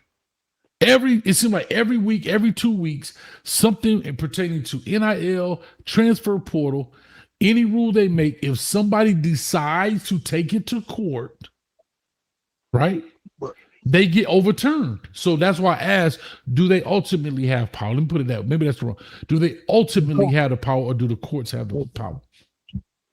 Two or more things can be true at the same time. I think part of it, granted, I know late the last couple of years, there's been a lot of situations where it seemed like their power is declining or their power is waning. Granted, but that's not the same as having absolutely no power. I mean, the landscape is changing, so they're finding themselves in a position where they got to adjust and they got to make changes on the go and figure it out. It's kind of like it's not a direct parallel, but for example, I'm gonna make a parallel to in recent years with the advance in technology and streaming all that, the music business, the record industry has gone through something similar, because it used to be the record companies had all the power, but now with YouTube, with all these different outlets, now artists can just upload on YouTube. Now you hear artists saying, what I need a record deal for. They could, for the longest, the record labels couldn't figure out how to get paid off. They didn't understand the technology and how to get paid off the streams. So it was empowering the artist. It still is to a certain extent. So they've lost a lot of power, but they had to figure it out on the go, and they are figuring it out. They came up with the 360 deals, for example, where they get a piece of the artist's whole. So, I mean, to say they don't have no power, I think is a little misguided. But that's not what I'm saying. And they have to make some adaptations. And they still have to make some more adaptations, but that don't mean they don't have no power. It's not the same thing. So again, hold on. Let me just say this, Callie, for clarity. Perfect. Just clarity. I'm not saying they don't have any power, because you keep saying the NCAA have no power. I'm not saying that. I'm talking about, do they have? Yeah, I'm looking at some of the comments. I wasn't talking, not you, Coach. Yeah, don't worry about the comment right now. Focus, because I want to have that conversation. I get what you're saying, but when I look at the NCAA, I'm talking about, they used to be the end all be all when it came to rules in football or college sports. What they said went. Yes. I never heard them getting sued before. Maybe it was some quietly about, but it was always 5 to play 4. You had a red shirt. If you stepped on the football field, for one play, you burnt your red shirt. You burned your red shirt. I never saw a kid go, and y'all correct me if I'm wrong, I've never seen a kid go to a court and say, the coach forced me out there, that's why I should get my red shirt back. I never saw a kid. That's true too. Back in the day, hold on, that applied for a medical red shirt.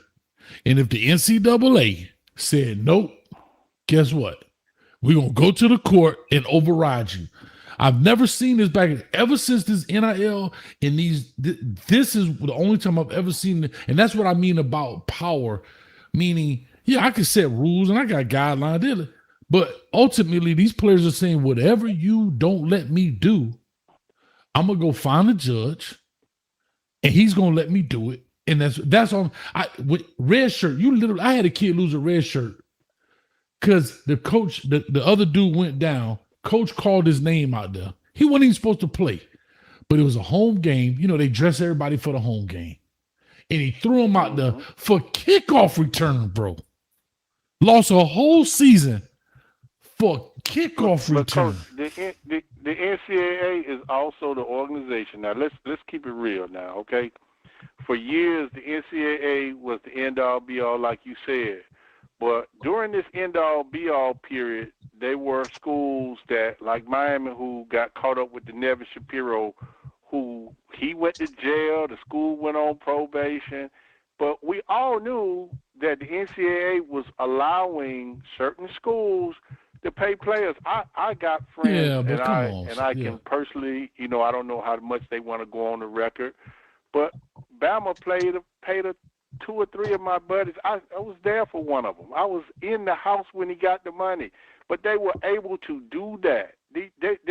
So the NCAA, everybody talking about they ruled. These people finally somebody just got the balls and said, man, enough of these players not getting paid. And I think it was started at University of Northwestern up there in Chicago, where all this stuff originated at. But somebody challenged it, and then once, it's just like a fighter. You could be 100-0, but when somebody finally knock your ass down, everybody coming to knock you down. Yeah, and I think that's part of the issue here. Well, Mike, they've been always crooked. Yeah, but Mike, here's what I'll say. No, but you have to understand this. Let's call it straight. I brought this up before on this show, and I've had this conversation with other people. Capitalistic society, we all know that. It's all about the money. I brought this up before. 100%. Every school in the world was paying players, right? Every school. From Alabama, Miami, Florida, whatever, right? For the most part. The only reason, and y'all can believe this or not, y'all can say they hate us, no. The only reason the University of Miami got turned in and sanctioned because we started losing and we had no more value. Let me tell you something. Y'all may not agree with that, but just let me finish my point and I'll let y'all, I'm gonna set the table. You eat off of it what you may. The only reason Alabama got to do what they wanted to do because they were always winning. They were making money. You never kill the cash cow. They went to Tennessee. When they weren't winning with Jeremy Pruitt, they knocked his head off with the McDonald's bags. If you go look at anybody, you go look at any team that they knocked their head off is after the run is over. Go look at USC. They knew Reggie Bush and them boys was messed up, but what did they do? They waited till everybody cleared how Reggie Bush in the NFL, and then they go sanction everybody. But let me finish. They do it in every sport. They do it in track. They do it in track. They went and got Marion Jones after she finished. They went and got not Lance Armstrong. What's my man? What's his name that on the bicycle? Lance? Lance Armstrong. Lance Armstrong. After he ran all them Tour de France and all that stuff, they got him for steroid. Usain Bolt quit when he was supposed to. Nick Saban was about to be on that downstroke. He stopped when he was supposed to. But anybody that go too far, they get them when they stop. They're making too much money. And once we started going down, when it was the Randy Shannon era and it started going down after who? Think about it. How long did Larry Coker coach there? 6 years. 5 years, I think. Okay. 5 years. Nevin Shapiro had been around that system. How long? The 90s. But they went on probation in 95, though, Coach. Remember under Butch Day when Butch came in 95? He wasn't around them in 95. Yeah, but that was about what? That was about Pell Grant. That wasn't about. That was about what they were. What they were doing was But they using. gonna get you. They gonna get you. Yeah, but that wasn't. 95. Huh? No, Butch. We talking about Butch. They went on the probation. Butch took over. I Butch get all Davis that. took over. We was on probation. But name a team. But listen, name a college or any sport where money's involved or anything like that. Guess what? They didn't test. What's your boy that was swinging the bat? They didn't get Barry Bonds till later. One McGuire out there steroids, or was it Sammy Sosa on the? They ain't test him till it was over. It's making too much money. Don't kill our joy. Let's make all this money, and then when it's over, let's strip them. Right. And that's the point. That's the point, Coach. Let me ask you this then. Okay, so right now you got You got Indiana, who is graduated the most people ever. University 800,000 or whatever. Many people graduated from that school. They won a championship. One of the largest schools, public schools. You got Miami, who is a TV mogul, who is Miami, the city of Miami. The TV market is one of the largest in the country. Okay. You got you got USC. You got, now that you have the NIL where you can pay players, you can make California, who, like I said, and Miami and all these large TV markets, you can take that and make money because you can promote these teams. Okay. That's why I say when you say to me sometimes when they talk about, oh, this NIL, bro, they got to stop this. This crap is out of control. No, it's not. They want that. I agree with you because now Miami is a place that promotes and brings in a lot of money because of the city. Most colleges are in small towns, rural, this, that, and the other. But when you can get, if USC, Notre Dame, and all these schools start winning with the larger fan base, what happens to college football? No, I agree with that. I agree with what you're saying. And can I help? Can I tell you this? The reason the University of Miami is on top right now is because we're allowed to spend the money. Because we are allowed to do what everybody else has been doing, right? The eyes were on us. I don't care if Mario Cristobal came back and did everything the same way, recruited the same way. If we couldn't spend the cash, we wouldn't be who we are. I don't care what nobody say. I don't care what nobody say. 100%. Because we can now compete financially because we couldn't do it when they gave us the sanctions. We couldn't afford to go under the table. We already been hit across the head. We couldn't afford to do that. When they put the money on top of the table, and now everybody complain, y'all paid $4 million for a quarterback. Well, it ain't tricking if you got it. Damn right. That's all I'm saying. So my point is, the only reason Miami is where it is because we can compete financially for these players, just like we did when it was under the table. We was competing. And actually, it was easier to keep them because there was no TV like that back then. Everybody played at home. The market, the streaming, and all these things that make money now weren't around. Exactly, and not even that. $50,000 was top end. Putting the pool, like the movie Blue Chip, putting a pool in your backyard was a big deal. Right. Getting your mama house refurnished was, oh my God. That was like the top of the top. Buying you a Dodge Charger. Getting you a Lexus. Remember back in the day, SMU got a death penalty for giving Eric Dickinson a Trans Am. And guess what? They didn't bang SMU till when? And the Trans Am's up there at SMU, boy. They had prostitution going on, boy. Ooh. They had a jumping up there. Yeah. But they was winning. Yeah. When Eric Dickinson left and Craig James left, then what happened? They gave the death penalty. After what? After they left. There you go. After the cash cow died, kill him. Oh, that's all the milk this cow gonna give us? Cut his throat. Let's sell him for steaks. He done. Hey, well, Coach, what's the difference? Let me ask you this. To parallel that, fans are the same thing.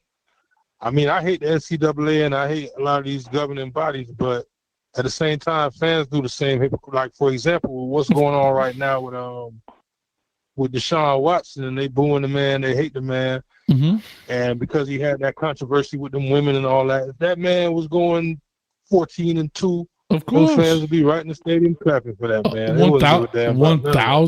1,000%, bro. Ain't no different. 1,000%. It ain't no 1,000%. different. So, you know. Bro, look at this. Hold on. Listen to this. I just want to say this real quick. What year did Eric Dickerson and them leave? 84, right? 84 season. Okay, look at this. I'm glad you said that. So in 1980, I'm gonna go back. 79, they were 5 and. Spring 84. Spring 84. They left. Okay, listen. 1979, they were 5 and 6. In 1980, they were 8 and 4. 81, they were 10 and 1. 82, 11 and 0. 83, 10 and 2. Yeah, hold on. 82, 10 and 2. 84, 10 and 2. Eric Dickerson, all them leave. The next year they go 6 and 5. 85, they go 6 and 5. In 87, they go 6 and 5. Damn. It's over. They losing. Kill them. Dickerson been in the league 2 years now, and you kill the 87, 88. See what I'm saying? Same thing with Reggie Bush. They know what you think they find that out 2 years later? Hell no. Yeah, but Coach, you know the only team I know that went on probation and was whooping everybody's ass. Remember Auburn? Auburn was on probation when Terry Bowden was there. Them people was going. I think they went 33 and 1 on probation. Remember that when they had all them kids from Dillard? They had Frank Sanders and they had all them kids in the mid-90s. Them people was on probation, whooping everything. Yeah, there's different levels of probation, though. Right. There's different degrees of probation. Right. No, they was in the SEC. They whooping everything, rolling it. Yeah. I think it was like 90. I mean, right, but some probations you don't lose as many scholarships. No, they couldn't go to bowls. They got it. They got it. Okay. But they just were fortunate that they already had players on deck. Florida. Yeah. He came to Florida. He went to Dillard High School and he rated it. He took all them kids up there with him. He had Bostic and all them Frank Sanders and they went up and they went to Auburn and they was whooping everything rope, but they couldn't go to a bowl.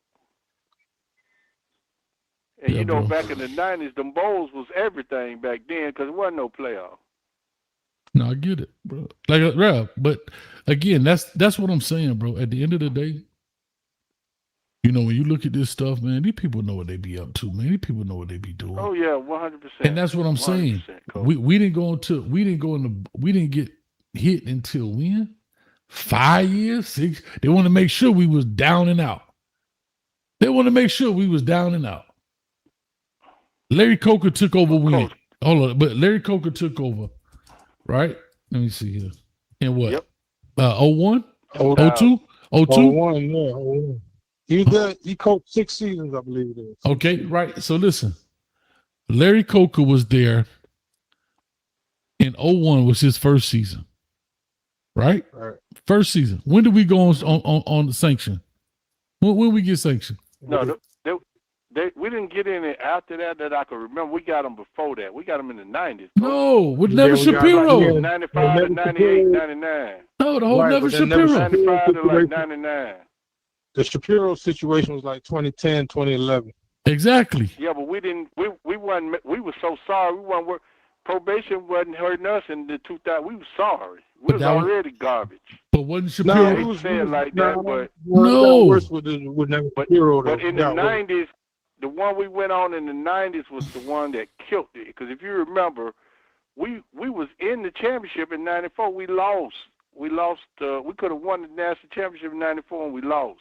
Okay. And then after that, 95, Butch came in 95 because I think Dennis left in 94. Right. We was on probation. Butch was on probation. I think he was on probation for like his first 4 years there. Yeah, but Butch he built it on probation. And then he got the opportunity with Cleveland right after. It was right at the end of the 2000 season when we got screwed after we beat Florida State, they put them in the championship game. Correct. Butch left right then. He left. Coker, the players wanted Coker.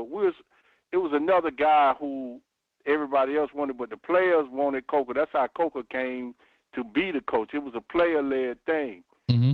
And then, if you remember, but we was on the biggest probation we had was that between, I want to say it was like between 95 and 98 or something like that. Yeah, in that window. Yeah, it was right in that little window there, and we had Ray Lewis. We had some hell of a players that we obtained under Butch, but a lot of them kids spent their years losing because we couldn't. We was on probate. We was on scholarship limits. We was on everything, and then I think it broke in 1999. I want to say it broke right around then, but Butch left because I'm a firm believer, bro. If Butch don't leave Miami, boy, it's a lot of things don't happen. A lot of these teams, a lot of teams don't even see what they saw because if you know, and Coach was around, man. Everybody talking about the death Miami got now, man. 2000, man. We had it was crazy. Clinton Portis, Frank Gore, Willis McGahee, and James Jackson. We had backs for days. It was stupid. But yeah, man. Like I said, I just look at it, guys. That I look at this stuff. I'll just say this kind of in conclusion. Y'all can hold tight. I'm about to wrap this deal in. We already 2 hours in. And I appreciate you guys, man. It's a lot of fun, man. I can't wait. God, lead the season back, boy. Oh, I'm feeling it. But matter of fact, shout out to T-Bone. I forgot about Penn State. Look at him in Penn State. You see that, Coach? Yeah, that's a fact. Bro, you think them people at Penn State ain't know that foolishness was going on? Come on, man. Terrible. Come on. Penn State. Matter of fact, let me just do this right quick. Them people still should be on probation. Hey, see, Coach, that stuff like that is why I take issue with it. I don't give a damn about the NCAA and their issues because of stuff like that. They want to put us on death penalties damn near and want to get rid of us. But meanwhile, they playing with little boys in the locker room. Man, come on, man. That was yeah. That's tough, though. You know what I'm saying? All right, here we go. Look at this. Joe Paterno, right? Joe Paterno and them. Man, I know it was a Penn State fan, but what else? Was 11-2. They went 7-6. They went 8-1, and then Paterno what? I think they put him out when everything happened, right? Tom Bradley took over, and then Bill O'Brien comes in and go 8-4, whatever. I don't know what their whole band was, but all of this time, I'm not a Penn State fan. Yeah, I was middle of the road team to me. Maybe back in the day. That never Shapiro probation hurt us too, though. I think y'all underestimating the damage. No, it did. Remember, it did. Remember, we were so garbage by then, though. We was garbage. What I'm saying is, granted, we fell off from 01, obviously, but even if you look at everybody laugh at Coker, but Coker went like 61-15 or something like that. He had a solid run. Because even in some of them years, 03, 02, we were still good. 03, even up to 06, we was going like 10-2, 9-3. But you know, Chuck, I'm going to tell you this, and I'm going to say this to you. Larry Coker was a product of Butch Davis boys. Once Butch left that thing so fat, he couldn't mess it up. And then, but if you saw how we would lose, we was right there to win all the time, but it just kept going down. It was like a hill. When Coker got that thing, we was at the top of the mountain, and we just rolled down, and it was 11-2 and all that. But man, that program was going to hell as soon as Butch walked out that door, man. But he left it so fat. He left it super fat. It fell under between Randy and Al Golden. That's when it really came out. Coker. By the time we Golden dropped got off. Remember when Golden was there, that's when we got 58-0 against Clemson. Yeah, it was. But we had been to be honest, I remember a game against Oklahoma under Shannon, man. We was bad. Shannon was a good coordinator, but he wasn't head coaching material, and we went down. We started going down in around 07, 08. That thing was on full tilt, man. We was headed to the bottom. And what the sad part about it was, part of that was because, like Coach said, they thought they could just roll the football out. That they weren't invested. Miami wasn't putting no money in football for a long time. and the program suffered because of that. Donna Shalala and them people, they wasn't putting money back into that. And then when they give the credit to Kirk Herbstreit because he embarrassed them on TV. Mm-hmm. And when he went on TV and said that crazy, said Miami, he didn't know what they was doing. He talked about them real bad. They've hired that guy, and they've started putting money in the program, and that thing turned right around. But honestly, man, I'm a suffering Hurricane fan, man. Even like 05 on down, man, we was garbage, man. Garbage. Kirby Freeman, that quarterback, man, yeah, it's been painful, boy. That's what I'm so happy. That's what I'm saying. I'm glad I was coaching. I ain't gonna lie. I'm glad I was coaching. Hey, I'm glad I was coaching. I ain't gonna lie to you guys. When I was coaching, like I said, I was always a Kane fan. I just didn't have time to watch them like I do now. But when I was coaching, like you said, I'd be in the office on Saturday breaking down film, getting ready for our game. You know, you look at the ticker and be like, oh, God dang, Canes, boy. Go Canes. But I'm glad I came around when I did. I seen a little bit of that little Manny era. I'm glad I'm back when I am. You know what I mean? Get a little tape. But, bro, I ain't gonna lie to you. I probably couldn't handle that if I was invested like I am now. Man, I don't know if I can handle that, coach. But listen, man, let me do this. Man, y'all two hold tight in the back. I appreciate everybody that came through, man. We're going to wrap this deal up, man. We're on Facebook, YouTube, Twitter, and Kick, man. The season is around the corner, man. We're going to have a good time. We're going to be in the Discord. We're going to be chopping it up, playing videos. I got it all worked out. I'm trying to get some game day experience stuff going on, and I may have a new segment coming out on this channel. I'm going to keep it down the wraps, but just want to kind of pinch your ears. So that means, guess what? Hit the subscribe button, notification bell, so you wear the stuff that come out on this channel. Man, appreciate everybody that came through tonight, man. Much love to everyone. Fantasy football is in effect. If you're part of the Fantasy Football League, do me a favor. Don't come crying when you forgot to trade out your player because he on a bye week. But, Coach, you get the app. Get the app and leave me alone. Don't call me no more. And if you beat me, just know this. I'm still going to win because not only am I a player, I'm also the commissioner, and I set the rules. And you understand me? So y'all go ahead and celebrate me right now. Y'all clap it up for Coach for winning the Fantasy Football League already. I don't play them games because I'm the master of the rap. Right? You understand me? Y'all get it? I don't play them games now. Huh? Okay. If it ain't cheating, I ain't trying. When in doubt, look about. It's better to cheat than repeat. Some of the wise words I used to say to my players. And I tell my students that today. Because I'm an A1 teacher. You understand me? I'm out of here. With that being said, peace, love, and hair grease. I'm trying to cut the doggone phone line off. Somebody hung up. Shaka got doggone it. He done hung up. I'm here. I know, but what's his name hung up? Kelly might hung up. Anyway, I'm trying to cut the phone off. We out here, man. Peace. Boy, we got time.